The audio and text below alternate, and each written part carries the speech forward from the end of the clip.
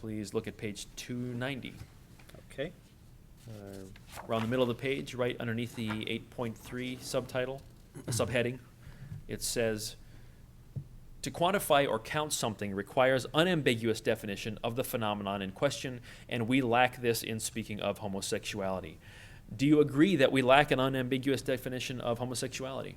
Well, here what they're talking about is an operational definition. They're saying to quantify or count something requires an unambiguous definition. And I think what they were getting at and what they're leading up to is that sometimes people might use identity as a basis for their operational definition. Sometimes they might use attraction. Sometimes they might use one's sexual behavior history. And so that creates problems when one is trying to count how many people to fit into these different categories.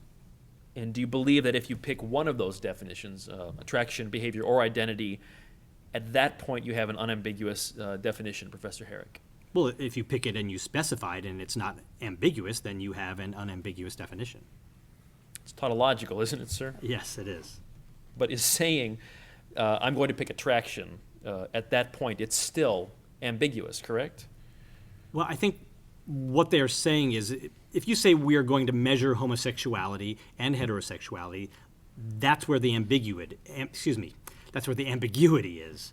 And that you have to specify exactly what it is that you are measuring. So if you say you're going to measure homosexuality and heterosexuality in the American population, what these researchers did was to look at behavior and attraction and identity, and they explain in great detail how they ask those questions, and they report their data accordingly. So I think where they are saying the ambiguity emerges is if you use these broad terms like homosexuality or heterosexuality without specifying exactly what it is that you are measuring. Well, let's just go back to exactly what they wrote, Okay. As opposed to what they may or may not have meant, which is to quantify or count something requires unambiguous definition of the phenomenon in question, and we lack this in speaking of homosexuality.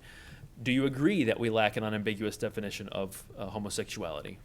Well, certainly in terms of doing what they say they are doing to quantify or count, you can't just say homosexuality, right? That would be an ambiguous term. There would not be a single operational definition for that. What about unoperational? Do you think there's a single definition for homosexuality? Well, as I said earlier, or you can derive from what I said earlier, homosexuality can be understood as an ongoing, enduring pattern of attraction and desire, or romantic attraction, sexual attraction, or desire for people of the same sex.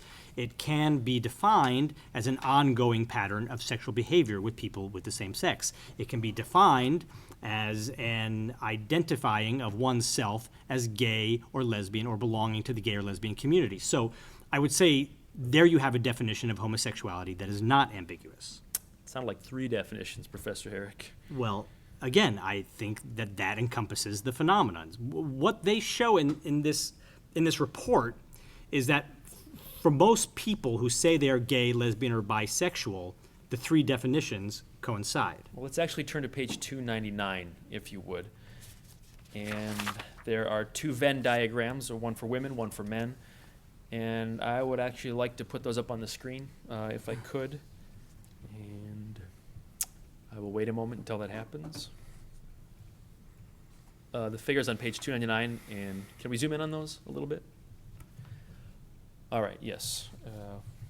For women now, you'll see it has, this diagram indicates a circle for desire, a circle for behavior, and a circle for identity. And it indicates that for women, same-sex desire, behavior, and identity overlap for only 15% of the individuals studied, correct? Well, what it shows is that for the women who said that they had a lesbian or bisexual identity, all of them also said that they had same-sex desire, and all but one said that they had same-sex sexual behavior.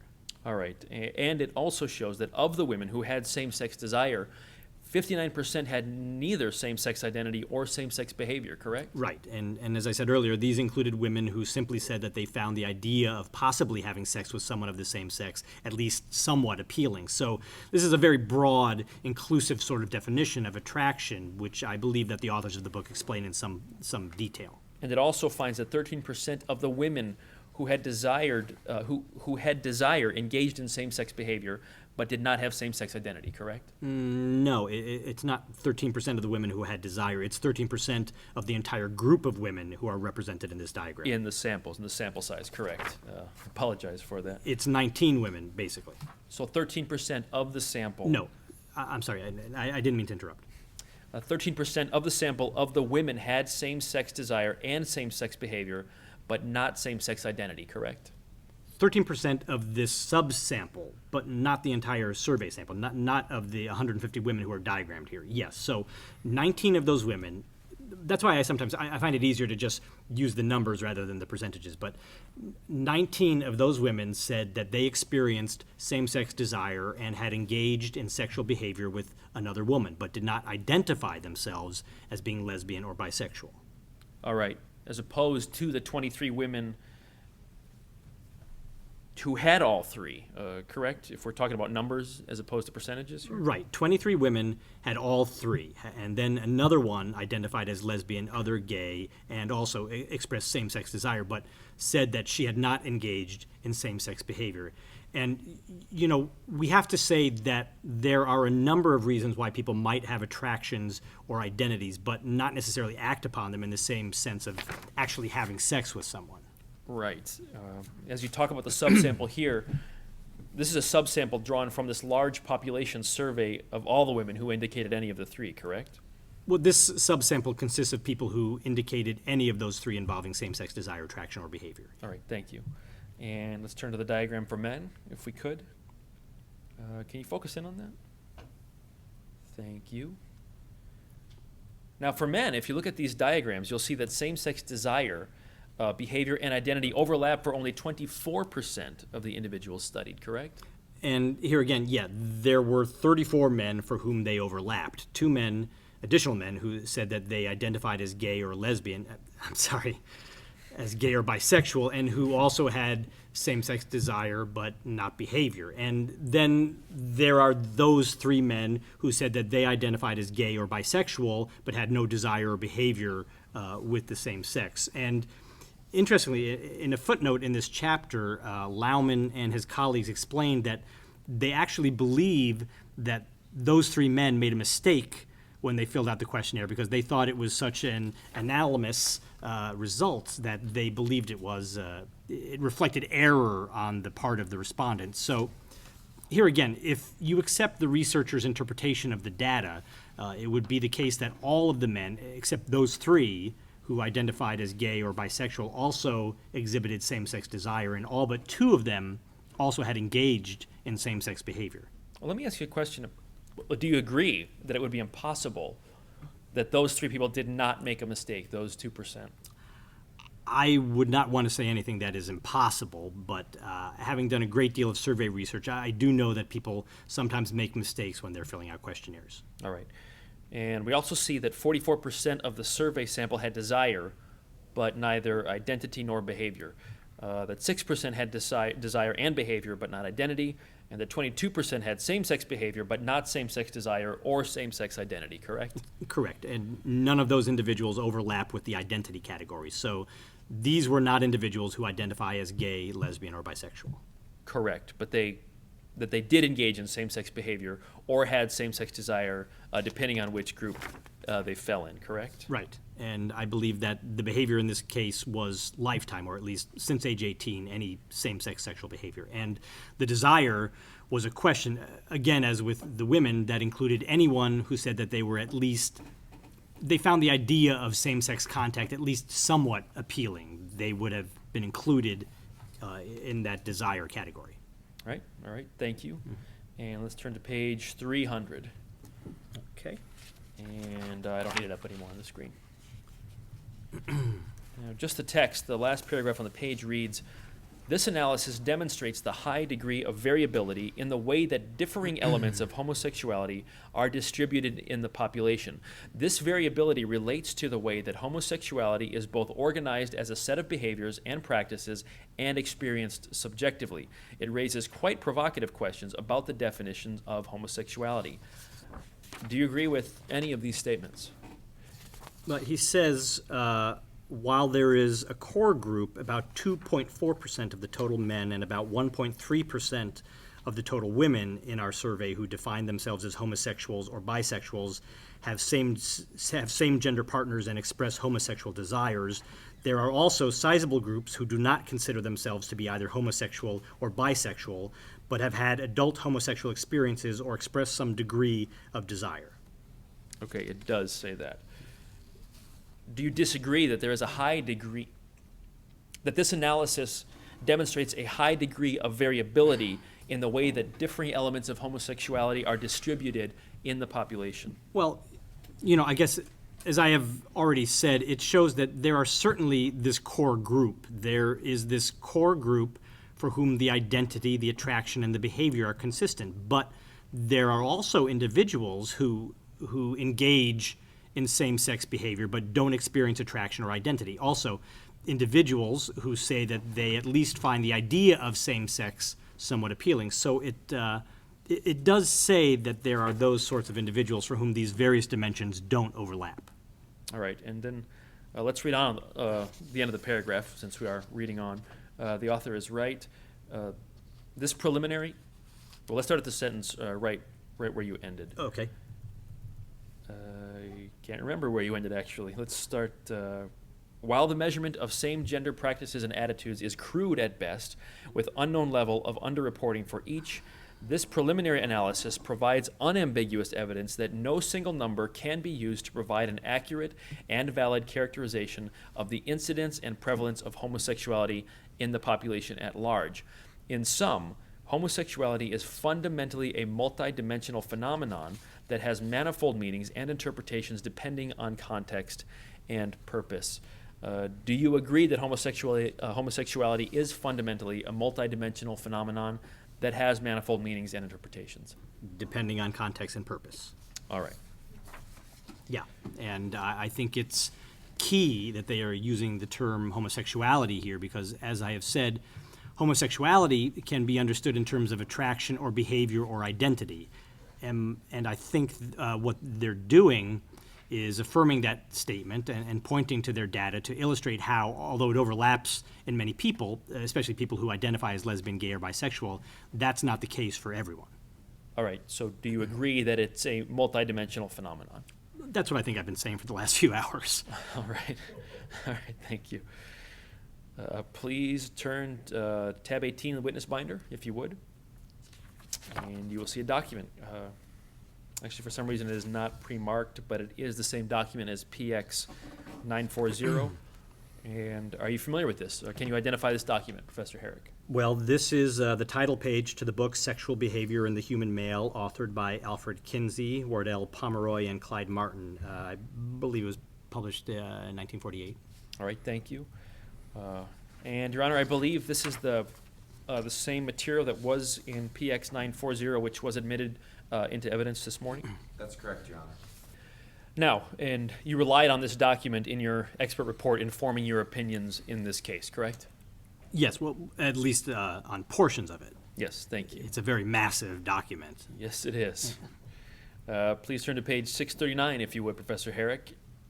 And around the middle of the page, you'll find what I gather is a pretty famous quote, and I will read that. It's, males do not represent two discrete populations, heterosexual and homosexual. The world is not to be divided into sheep and goats. Not all things are black, nor all things white. It is a fundamental of taxonomy that nature rarely deals with discrete categories. Only the human mind invents categories and tries to force facts into separated pigeonholes. The living world is a continuum in each and every one of its aspects. The sooner we learn this concerning human sexual behavior, the sooner we shall reach a sound understanding of the realities of sex. And I believe you said earlier that you agree that sexual orientation ranges along a continuum, correct? Yes, that's how we generally understand it. And as I said, that idea was elaborated by Kinsey in this book. And if you look earlier on that page, on page 639, we're there already. But in the first paragraph, the one that's a carryover from the last page, it says, but the record also shows that there is a considerable portion of the population whose members have combined within their individual histories both homosexual and heterosexual experience and or psychic responses. There are some whose heterosexual experiences dominates. There are some whose homosexual experiences predominate. But there are some who have had quite equal amount of both types of experiences. And I gather you agree with that, correct? Well, the only thing I would qualify is that Kinsey will be speaking here about the proportions of men in his sample, and this book was just about sexual behavior in men. And we now know that Kinsey's sample was certainly problematic in the sense that it couldn't be assumed to be representative of the population at large just because of the various techniques he used. He was a very skilled researcher. He was amazing in getting people to talk about their own sexual experiences at a time when that was not commonly done. So, but the problem is that his sample, it's very difficult to generalize to the entire population, because if you do, what you would say is that roughly half of all men either have homosexual experiences or desires, and that's quite inconsistent with the data that we have from other surveys. So I would just say that it's important to look at Kinsey as a source of numbers. He shows that there are large numbers of people with various patterns of experiences, but not to look at them in terms of proportions, which I think he was suggesting in this paragraph. So in other words, we should be cautious of precise numbers or proportions from Kinsey, correct? Well, you shouldn't generalize to the larger population, which is why when I talk about Kinsey, I tend to focus just on the numbers of people that he found manifesting this. We don't know to what extent that would translate into a population proportion that's generalizable. Right, but that doesn't go to his analysis or his constructs, correct? That goes to the numbers. Right, it goes to the numbers. All right, and on page 638, if you turn back, there is Kinsey's heterosexual-homosexual rating scale. And I would like to pull this up on the screen, too. I want the tables of numbers underneath. All right, we'll work with that at this level. All right, first of all, you see this graph that says 0 through 6 along the bottom, and then this line, which I gather reflects a sampling. No, I'm sorry. That's not. I don't think that's what it reflects. Okay, it doesn't reflect this sampling. It just reflects the degree of heterosexuality or homosexuality for each metric, correct? Yeah, I believe so. Thank you. I believe that's correct too, and I apologize for that misstatement. Now please go down, shift this down to the numbers underneath. And can you zoom in on the number? Yeah, thank you. Okay, so this is his scale. It's based on both psychologic reactions and overt experiences individuals rate as follows. 0, exclusively heterosexual with no homosexual. 1, predominantly heterosexual, only incidentally homosexual. And they continue on through 3, which is equally, and then gradually working up to 6, which is exclusive homosexual, correct? Correct.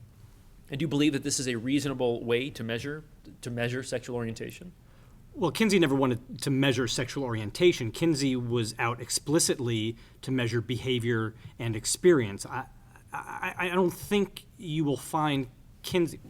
Well, as I said earlier, he doesn't think the world can be divided into heterosexuals and homosexuals. And if you look at the study, you will find that he never asked people whether they were heterosexual or gay or lesbian or bisexual. So this scale has been used to define or to measure the components of sexual orientation that we have been discussing in terms of attraction and behavior, but not in terms of identity. Attraction and behavior are also definitions of sexual orientation that are used, correct? They are, yeah, components of sexual orientation, and that's what this has been used to measure. Correct. Thank you. Thank you. Now, please turn to tab 18A in the witness binder. It's you'll see an 18, and then after that, you'll see an 18A. Oh, I see, okay. And you will see a document pre-marked DIX 1272. Yes. And can you identify this document? This is a paper that was published in 1977 in the Journal of Homosexuality, titled Components of Sexual Identity by Michael Shively and John DeCecco. And are you familiar with this document? I am familiar with it. I have to say I haven't looked at it for a while, but I have looked at it in the past. Why? All right, thank you. Please turn to page 45 using the internal pagination, and under sexual orientation, in the second paragraph under the heading, you'll see that he writes, sexual orientation can be viewed as having two aspects. One is physical preference, and the other is affectional preference. Physical preference refers to the individual's preference for male and or female sexual partners. Affectional preference refers to an individual's preference for male and or female emotional partners. Correct?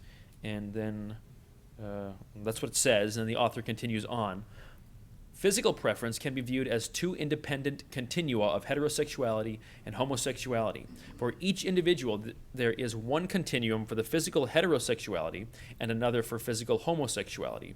Qualitatively, individuals can be seen as heterosexual, homosexual, or both heterosexual and homosexual. Quantitatively, individuals can be seen as having heterosexuality and homosexuality ranging from very much to very little. And he depicts this in figure 3, I believe. No. Or figure 4, excuse me, I apologize. Could you zoom up on figure 4? Correct? That's figure 4.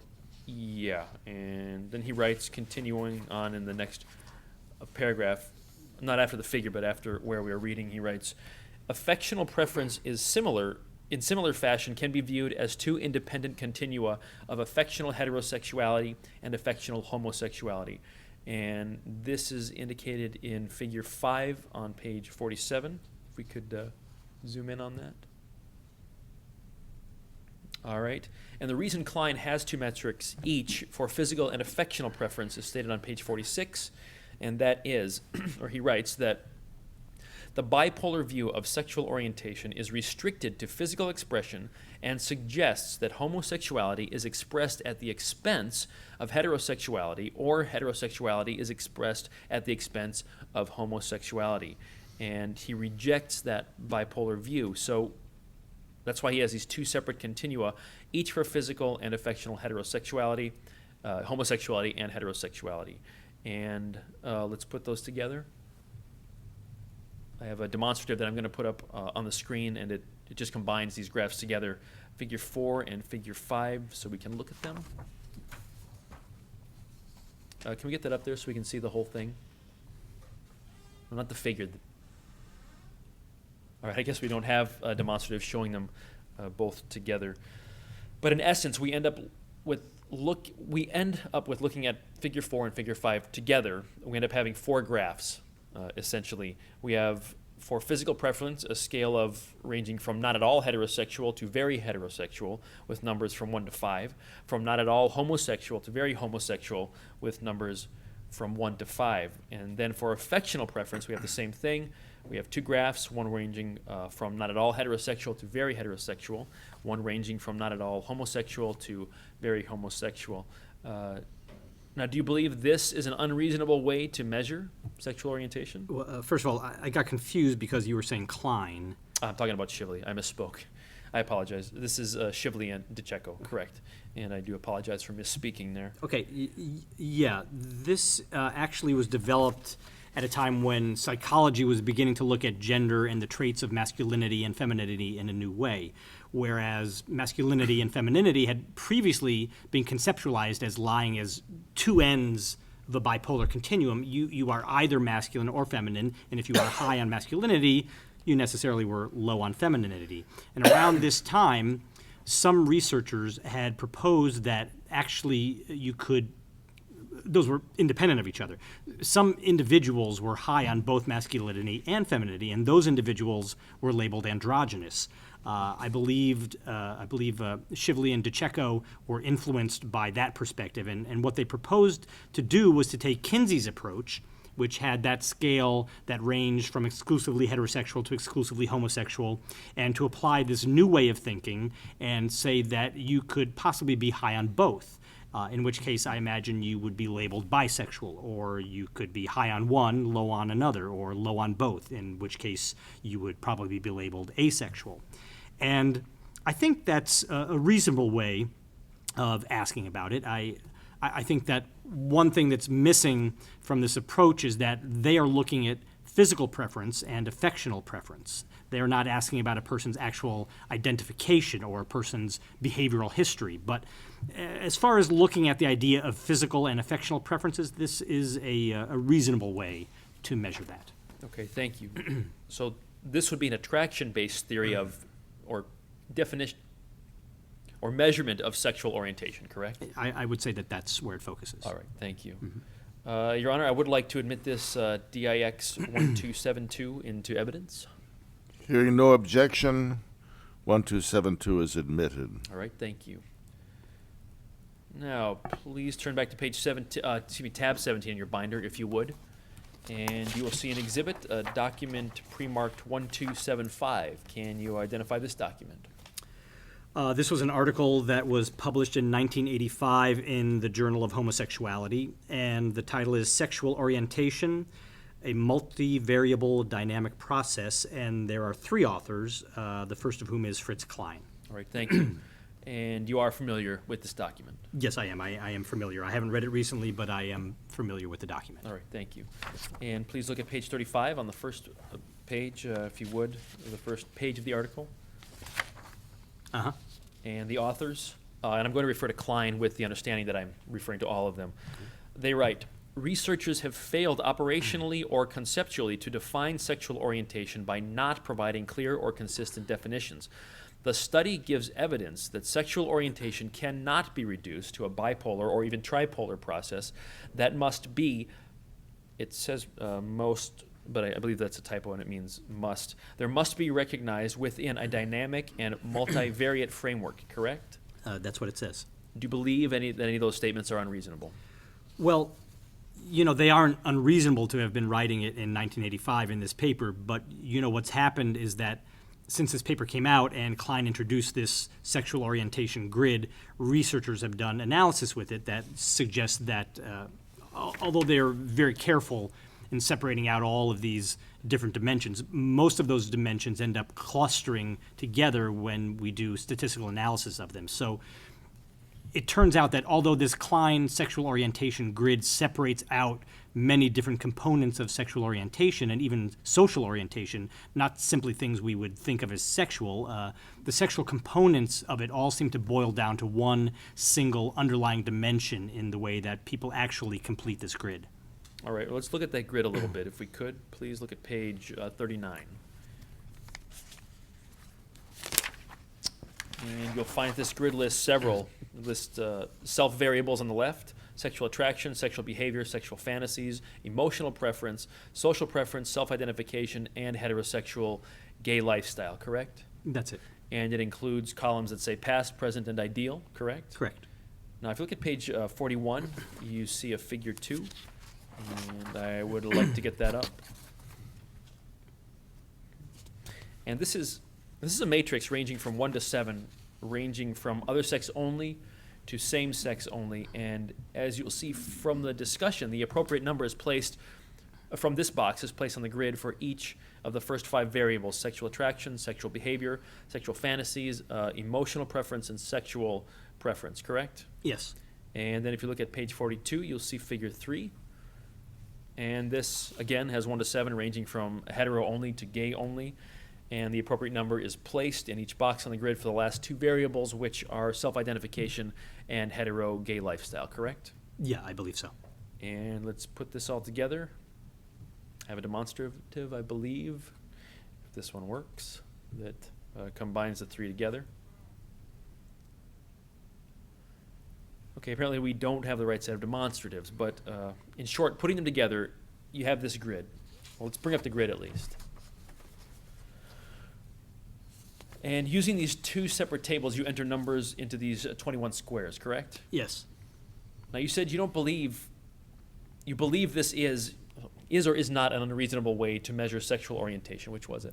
Well, it turns out that it's proved to be too burdensome because individuals are expected to provide 21 different ratings of their sexual orientation, or some aspect at least somewhat related to it in this grid. And as I said, in subsequent research, the researchers have found that when they do statistical analysis to see how the data actually comes out, how people actually rate themselves, that on most of these variables, especially for the past and the present, on most of these variables, they have all basically correlated very highly with each other, suggesting that underlying the grid, there is one unified conception of a sexual orientation based on attraction, behavior, and identity.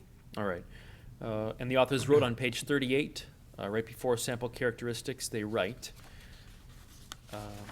in the present study, it was postulated that the individual's sexual orientation is composed of sexual and non-sexual variables which differ over time.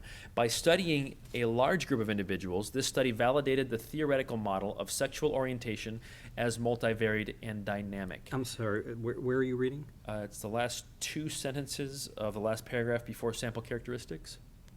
Okay, I'm there. Okay, if you could just quickly read those two sentences so I won't read them again.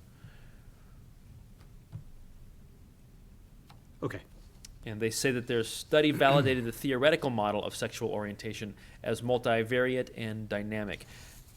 Do you believe that they mischaracterized the results of their study? Well, I don't believe they mischaracterized their result. It's just that, in subsequent studies where they have done factor analysis, which is a particular statistical technique of response to the Klein grid, those studies have shown that, as I said, there seems to be one core underlying dimension here. It's not to say that they were misrepresenting their data, but it just, whenever anyone proposes something, a measure or whatever, it is constantly subjected to subsequent empirical tests. And so the empirical testing that I've seen of the Klein grid has come up with that pattern. And I think that it's widely assumed by sexual orientation researchers or sexuality researchers that depending on what you are looking for, it might be useful to administer the Klein grid, but it's very burdensome to the respondent. It requires all of these questions to be answered, and it probably doesn't get you very far or much further than by simply asking simple questions about attractions, behaviors, and identity. So 21 boxes is too many, is that? Well, it's more than is necessary. All right, thank you. Well, okay, we will move on from that. Please turn to tab 9 in the witness binder. And first, Your Honor, I would like to offer the DIX 1265 into evidence. Hearing no objection, 1265 is admitted. And when we get a good place to break for luncheon, you might let me know. I would be happy to break at the court's pleasure. If now is a good time, we can break now. Don't want to interrupt your examination. That's as good a time as any. Thank you, Your Honor. Why don't we resume then, ladies and gentlemen? Let's come back and see if we can come back at 20 minutes after 1 o'clock. Is that all right? Thank you very much, Your Honor. Good afternoon, Professor Herrera. Good afternoon. Could you turn to tab 19 in your witness binder? And can you identify, well, you'll find a document pre-marked DIX 1266. Can you identify this document? This is the text of an article. It's not actually a copy of the article in its original form, but it's the text of an article titled Definition and Measurement of Sexual Orientation by Jon Keel, Randall Sell, and James Weinrich. That was published in a journal called Suicide and Life-Threatening Behavior in 1995.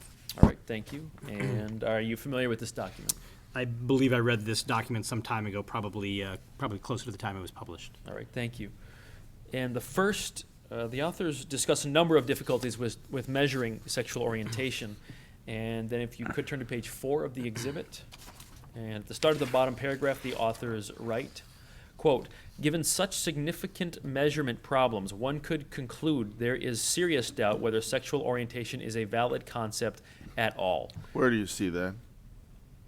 The top of the paragraph starts at the bottom of the 4th page, Your Honor. Ah, yes. Thank you. I'm sorry, could you repeat the question? Well, the first sentence says, given such significant measurement problems, one could conclude there is serious doubt whether sexual orientation is a valid concept at all. Do you believe that one could conclude that there is serious doubt whether sexual orientation is a valid concept at all? Well, I think that they're raising that as mostly a rhetorical device in the article, because if you read down a few sentences to the end of that paragraph, you see them saying, regardless of these philosophical debates, most present-day North Americans tend to label themselves as homosexual, heterosexual, or bisexual, despite the fact that these labels do not capture the full range of complexity of sexual orientation and sexual identity. So, characterizing it as a philosophical debate, I think that they're raising it, as a way of discussing some different positions with social constructionists and the essentialists, for example, that they seem to come down to the idea that apart from the philosophical debate, it seems real to most people. All right, and let's read about the philosophical debates, as you call them. The next sentence says, social constructionism suggests that there is nothing real about sexual orientation except as society's construction of it. Essentialism suggests that homosexual desire, identity, and persons exist as real in some form in different cultures and historical eras. Not surprisingly, social constructionists generally reject the possibility of biological factors in sexual orientation, while essentialists can accept but do not necessarily require biological factors, since we are looking to context. Do you believe that, well, first of all, do you believe that it would be reasonable to doubt whether sexual orientation is a valid concept at all? Well, what would you mean by valid? Just the words of the author here. Well, do you mean is there such a thing as sexual orientation? Does it actually exist?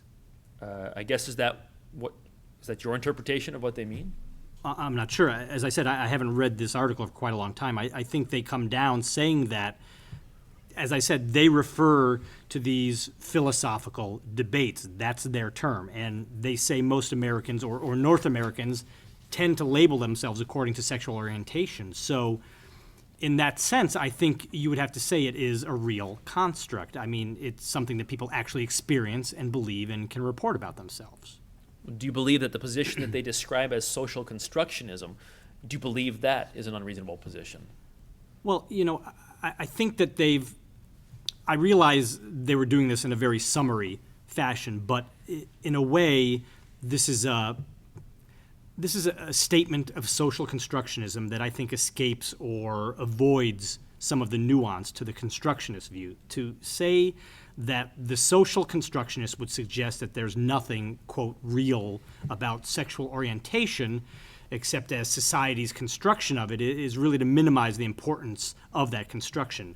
When social constructionists are talking about this, I think for most of them, and of course there are many different schools within that philosophical camp, but I think generally when they are talking about this, they are referring to the cultural level. They are talking about the construction of these concepts at the cultural level in the same way that we have cultural constructions of race and ethnicity and social class. All of those are constructed socially, but and so in a sense you can say there's nothing real about them in that these are not things that might be argued to exist in nature except for society's creation of them. But to say there's no such thing as class or race or ethnicity or sexual orientation is to, I think, minimize the importance of that. And again, the social constructionists are really speaking at that broad cultural level. They are not saying, or I would say at least most of them are not saying that this is a process of the individual's construction of sexual orientation. Rather, they're talking about the way in which the culture essentially defines how people view reality. All right, and it goes on to say that not surprisingly, social constructionists generally reject the possibility of biological factors in sexual orientation. Do you believe that you said that for social constructionists, it's the same thing as race or ethnicity. Do you think social constructionists would deny the possibility of the biological factors in race or ethnicity?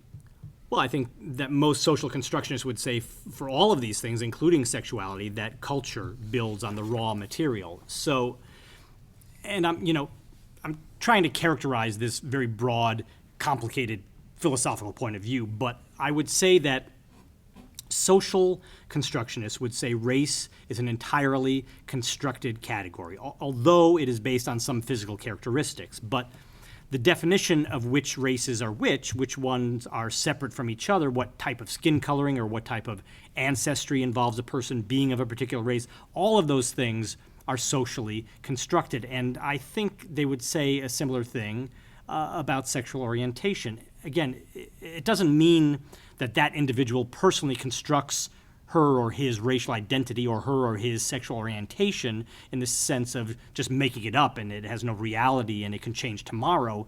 But I think that's more consistent with the social constructionists would argue.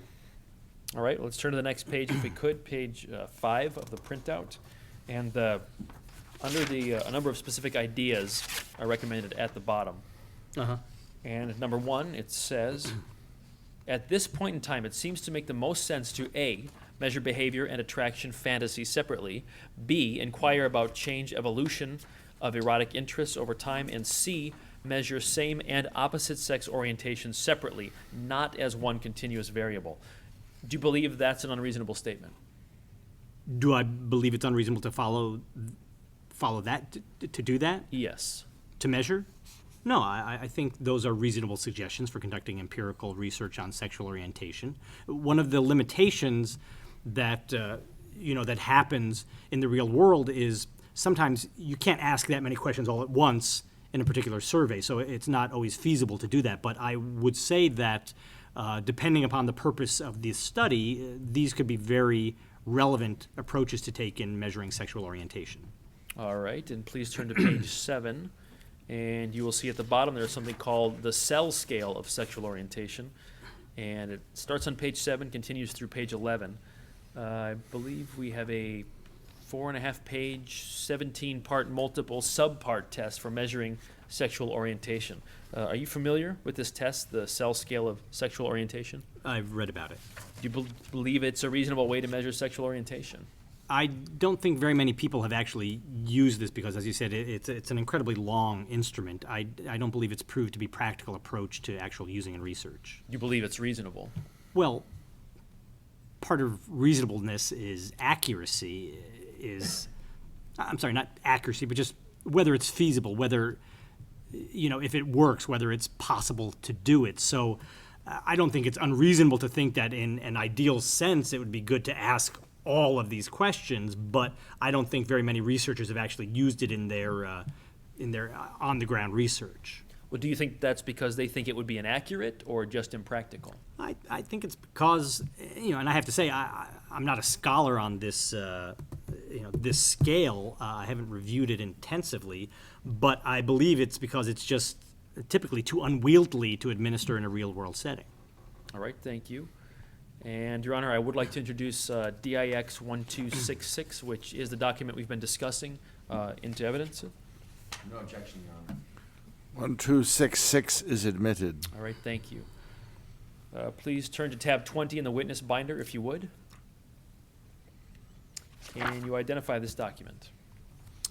Well, it's the title page from the Handbook of Applied Developmental Science, Volume 1. And if you could look inside, which I gather is a collection of works, and if you could, look at the next page. Uh-huh. Can you identify that? This is Chapter 5 by Lisa Diamond and Rich Savin Williams, titled Gender and Sexual Identity. Thank you. Are you familiar with this document? I don't believe I have ever read this before. Are you familiar with Lisa Diamond? I certainly know who Lisa Diamond is, yes. She's a well-respected researcher, correct? Yes. Thank you. And what about Rich Savin Williams? Are you familiar with? Rich Savin Williams, like Lisa Diamond, is a developmental psychologist. With a good reputation? I think that he's held in good repute, yes. All right, thank you. Please look at page 102. That's the next page. And please look in the second column.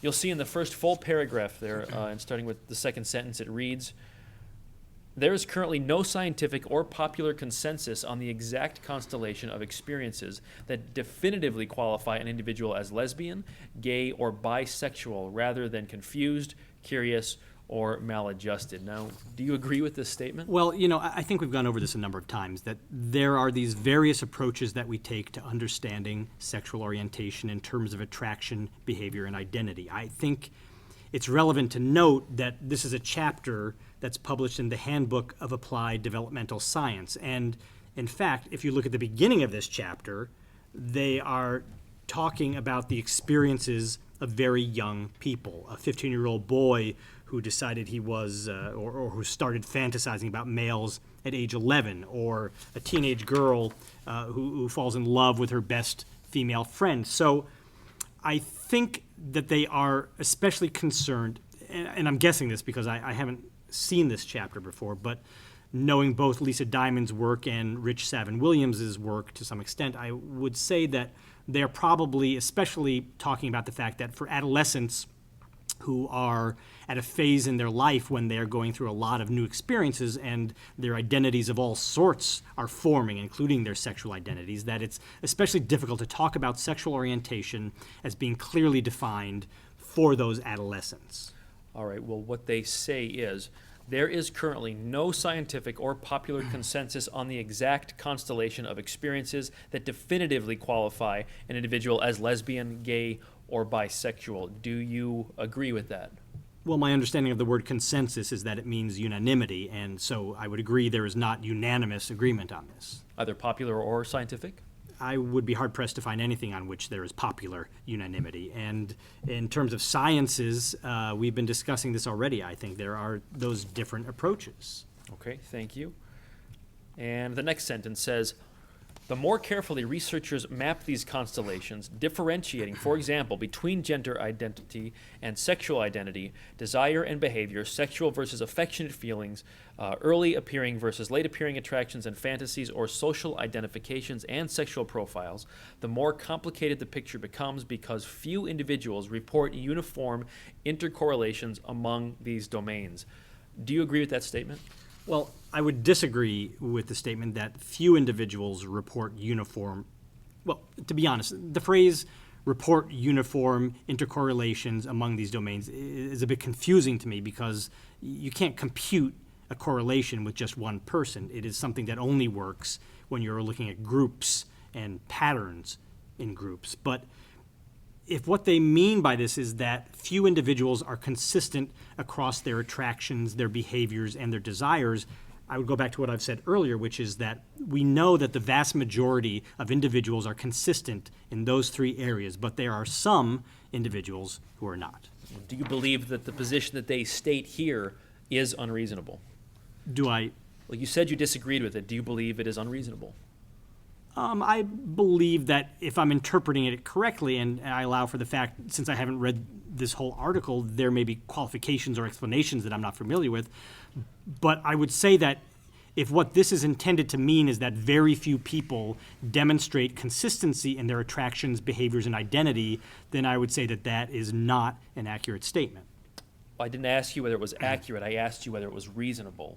Do you believe that's unreasonable? Well, I'm a scientist. I try to think of things as accurate. I try to think of things rather accurate as being reasonable. So I guess it's not an unreasonable statement if you don't have data, but we do have data. So we know that there are these large numbers of people who are consistent across their identity, their behavior, and their attractions. So that's where I'm going with it, is by saying that that's what's the accurate statement. All right. And do you believe that this is outside of the mainstream of scholarship, that statement? Well, as I said, I haven't read the entire chapter, so it's quite possible that they will define some terms, explain some of these constructs in ways that I would then understand what they mean by this. So I would be hesitant to judge the statements of some of my colleagues having just read one or two sentences out of context. All right, thank you. And, Your Honor, I would like to admit or to offer DIX 2682 for admission into evidence. No objection, Your Honor. Very well, it's admitted. All right, please turn to tab 22 in the witness binder, and you will find here a document pre-marked DIX 935. Can you identify this document? This is the title page of a book by Janice Bohan titled Psychology and Sexual Orientation Coming to Terms, which was published in 1996. All right, and are you familiar with this work? Well, I am familiar with the book, yes. All right, thank you. Please turn to page 13, which is it's the beginning page. I have to say, my copy is not very good. It's rather faint. Just to let you know, it's a little bit fuzzy. I apologize. Are you able to read it? Well, I think so, but Well, I'm only going to read a little bit from this then, so we'll avoid straining your eyes unduly. In the very first line, it says, The concept of sexual orientation is not as straightforward as everyday conversations, media accounts, and political slogans would imply. Rather, the topic is fraught with vagaries, the terminology is ambiguous and ill-defined, and the apparently exclusive and stable categories commonly employed actually disguise complex dimensionality and fluidity. Do you believe that that's an unreasonable statement? Well, I think it's probably reasonable as, she starts off the first clause of the sentences as suggested in the introduction. And I believe that in the introduction, she laid out a number of examples that would illustrate what she's referring to. And again, I think that I haven't looked at this book for a long time, but as I recall, she probably was discussing examples in which there were inconsistencies between a person's identity and their behavior, or their identity and their attraction, as we've been discussing. And so in that context, which I believe is the context in which she wrote this, I would say that that's a reasonable statement.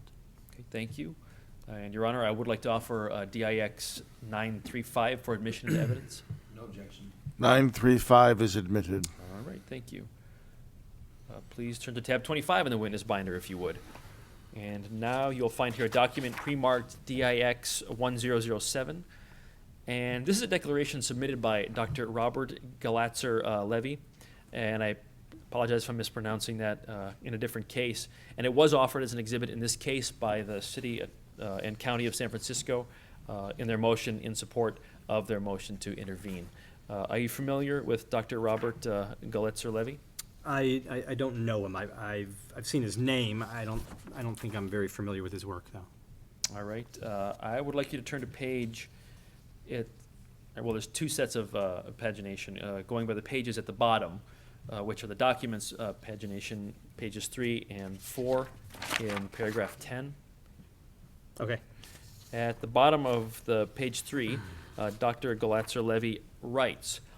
The sexual orientation of any given individual falls within a spectrum between same-gender orientation and opposite-gender orientation. Nearly all heterosexual people are capable of some homosexual response, and nearly all homosexual people are capable of some heterosexual response. Hence, no sharp line distinguishes homosexuality and heterosexuality. So do you agree with that statement? Well, Let's take them apart. Okay. Okay, that's kind of compound. Let me take Yeah. the first one. The sexual orientation of any given individual falls within a spectrum between same-gender orientation and opposite-gender orientation. Do you agree with that?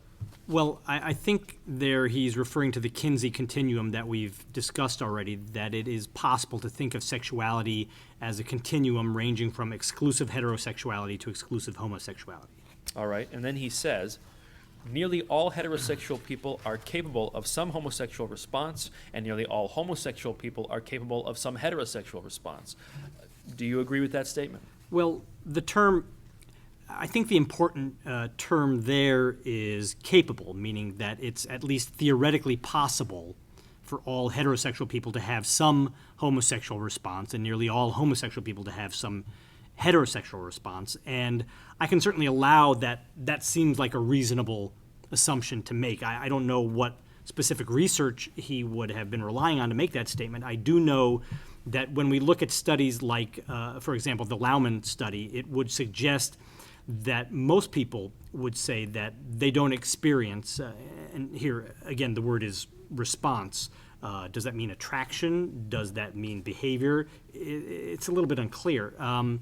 But I think in studies like the Lauman study, we would say that many people would say that they don't experience, for example, attraction to people of their same sex. So I'm not completely certain what is meant here by homosexual response or a heterosexual response. Well, then what about the last sentence? Hence, no sharp line distinguishes homosexuality and heterosexuality. Well, I think that the key, again, I may have mentioned something like this earlier, but he's using the words homosexuality and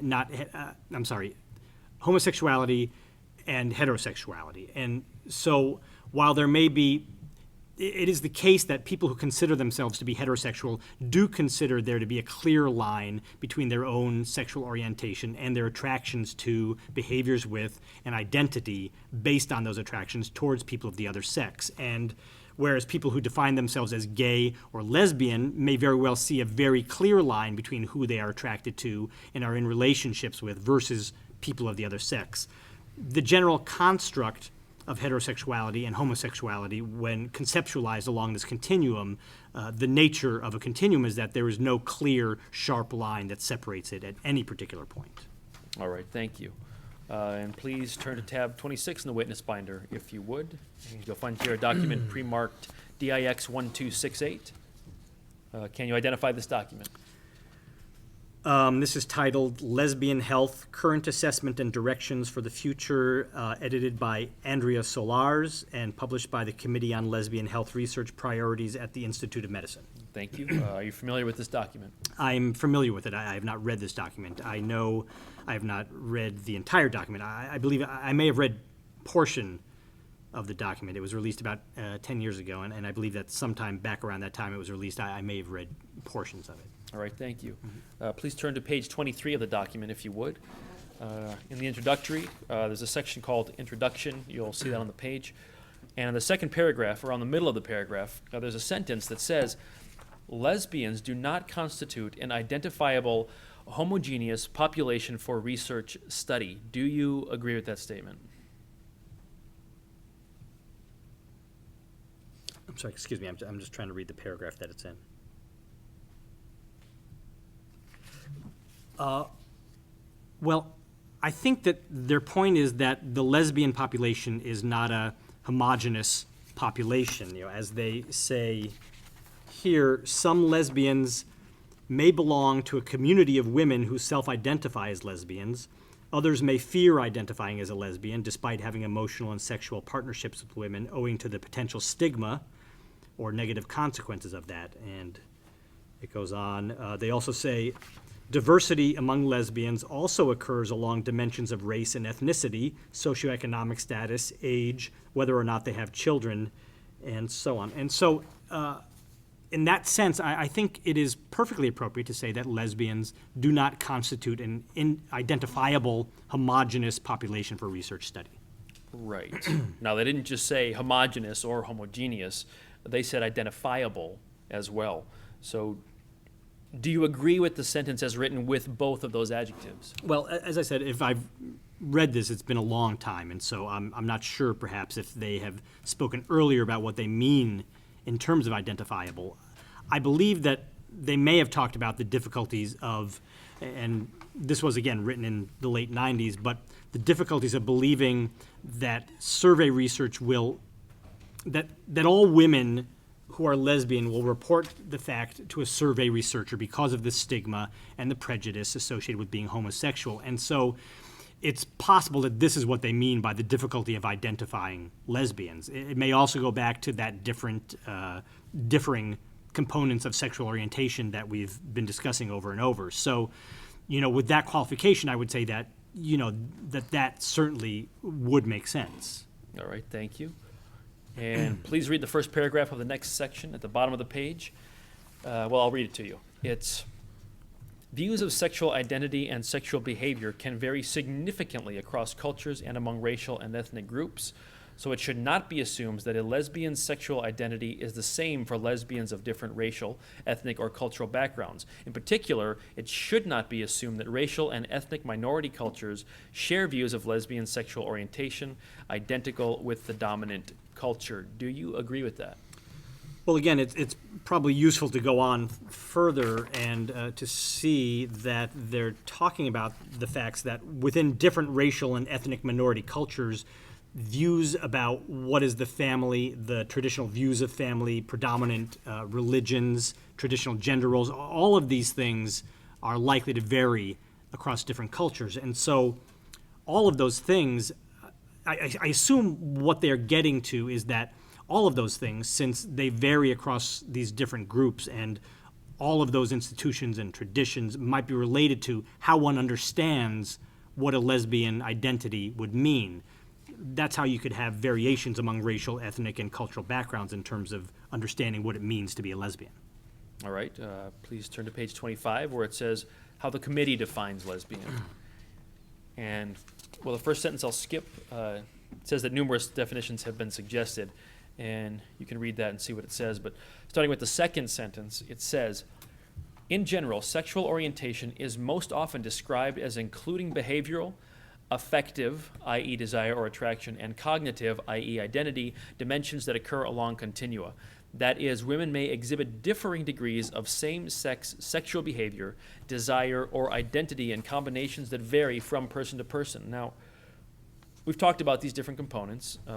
Here it says that each of those components occurs along a continua, and that women may exhibit differing degrees of same-sex sexual behavior, desire, or identity in combinations that vary from person to person. So, do you agree with that?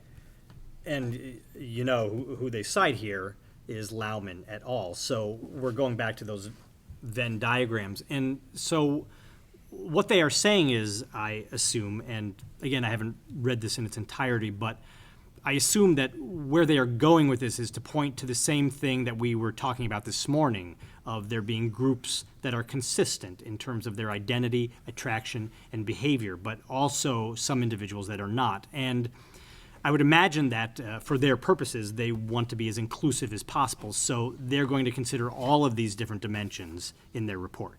All right, thank you. And please turn to page 33. And at the beginning of the second full paragraph on the page, they write, the committee strongly believes that there is no one right way to define who is a lesbian. Do you agree with that? Well, I think this is what I was saying earlier. They go on to say that it's going to depend upon the goal of your research study. So they say, for a researcher designing a study on lesbian health, the recommended course is to develop measures that gather information about the aspects of lesbian orientation that are relevant to the specific project at hand. Okay. So this is similar to what I was saying earlier. If you are, for example, studying sexually transmitted disease, you would probably want a definition that focuses on sexual behavior. If you are studying the impact of experiences with discrimination, you would probably want a definition that focuses on identity. All right. Excuse me. Are you done? I think so. I was just going to say, again, I'm at a certain disadvantage from not having read the entire thing and being able to talk about this in its context. I understand. Thank you. Now, they do go on to say that sentence that you read, but let's read what they say right after that. They say, adopting this approach does not avoid the issue of lesbian definition. Rather, it builds on the need to accept the complexity of sexual orientation and the social context in which it is embedded. Do you agree with that? Well, again, I'd say read the next sentence. In essence, lesbians should be defined to meet the needs of specific research studies, interventions, or programs of care within generally accepted conceptual boundaries, with recognition of the three dimensions through which sexual orientation is most often defined: identity, attraction, or desire and behavior. And I believe that's consistent with what I've been saying. Okay, thank you. Your Honor, I would like to offer to admit DIX 1268 into evidence. No objection, Your Honor. 1268 is admitted. All right, thank you. Please turn to tab 27 in the binder. Can you identify this document, Professor Herrich? This is a chapter by Jon Keel and James Weinrich titled The Definition and Scope of Sexual Orientation. And although it's not... Oh, here it is. And this is from a 1991 book titled Homosexuality, Research Implications for Public Policy. All right, thank you. And Your Honor, this is pre-marked PIX 912, PX 912, and I believe it was on the list of exhibits that the plaintiffs offered this morning. It is. Thank you.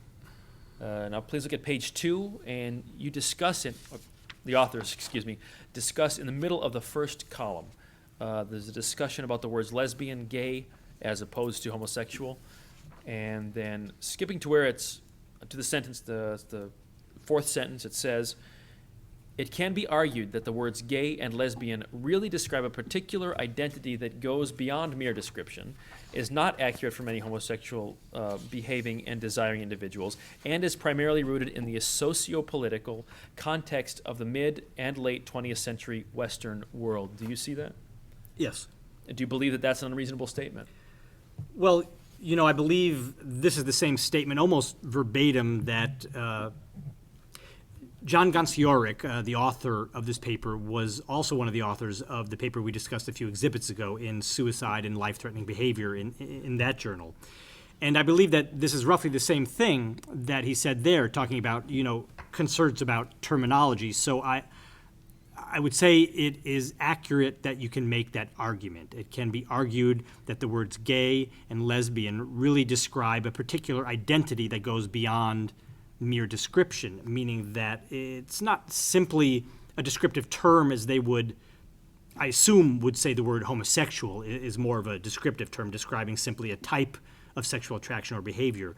It could be argued that it is not accurate for many homosexually behaving and desiring individuals, and we've talked about the Lauman and the Gagnon study repeatedly, and it's primarily rooted in the socio-political context of the mid and late 20th century Western world, although the use of both words to describe homosexuality has a venerable history, and there again, I think that's consistent with what we've been saying all along. So I would say that the statement that all of those positions, can be argued is reasonable, yes. All right, thank you. And the paragraph at the bottom of that page, again, it starts with bisexual. It says, bisexual experience is common both historically and currently among individuals who self-identify as lesbian or gay. A cross-cultural study of male homosexuals in the United States, Holland, and Denmark, I'll skip the citation, you can read that, found that 36% to 59% of homosexual individuals studied, depending on the country, had heterosexual intercourse. Yet these men thought of themselves as gay and were drawn from gay communities. Do those statistics surprise you?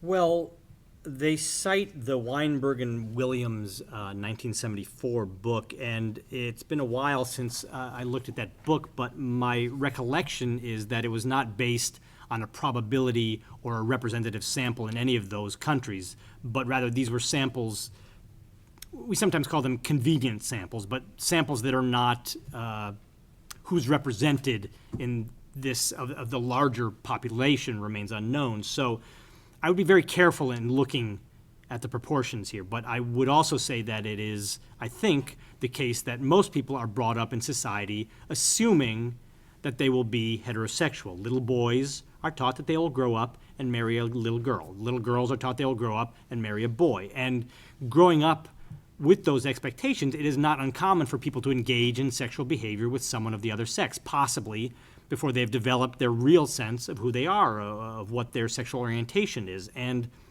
I think that's one of the reasons why we do see that among lesbians and gay men, it is not uncommon for individuals to report that at one point in their lives, they did experience heterosexual intercourse, although it is not part of their identity. It's not part of who they are and not indicative of their current attractions. All right, thank you.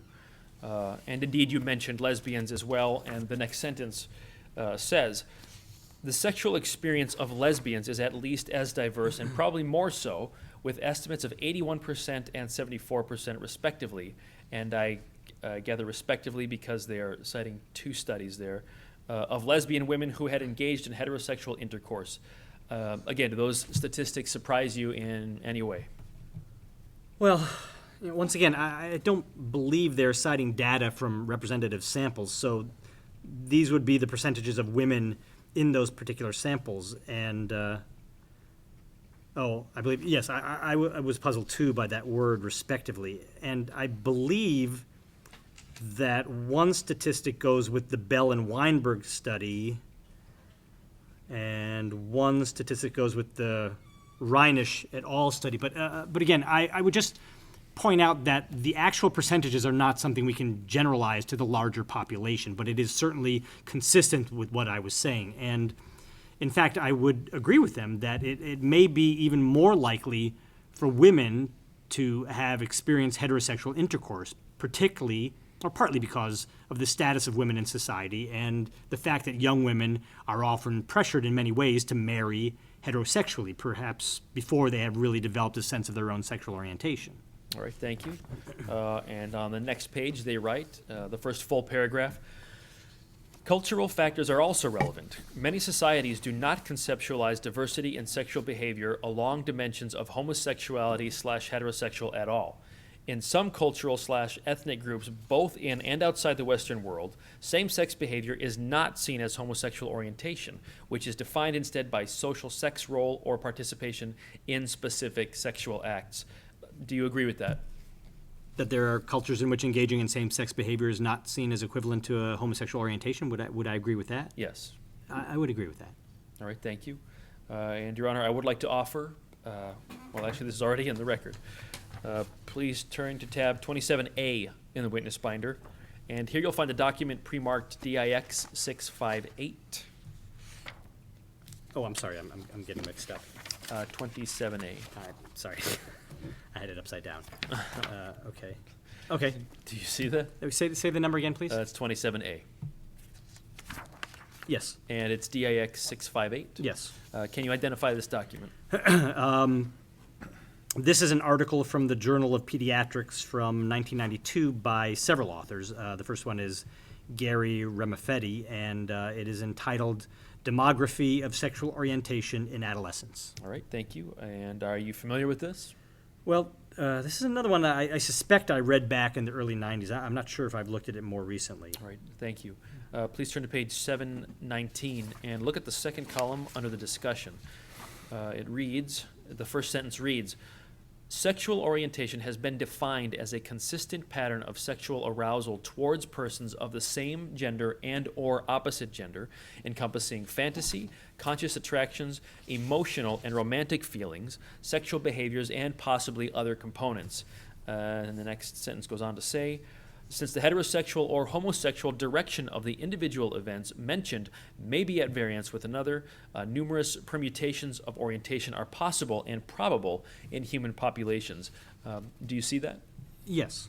Do you agree that the individual dimension of sexual orientation may be at variance with one another for an individual? I'm sorry, I didn't mean to interrupt. No, go ahead. Well, as I've been saying, the data indicate that for most people they are not, but for some people they are. Okay, and do you believe that numerous permutations of orientations are possible and indeed probable in human populations? Well, I think that this is where we might go back to that Klein grid where they had the 21 different squares that people could fill in. There's a very complex set of combinations you could draw from those 21 boxes. It turns out that when factor analysis of that grid had been done, they boiled down to, in terms of sexuality, at least one major underlying dimension. So I would say that, in theory, it would seem that you could have a very large number of permutations and combinations, but in reality, that's probably not very common. That most people do, in fact, maintain or do report some consistency in these different dimensions of their sexual orientation. All right.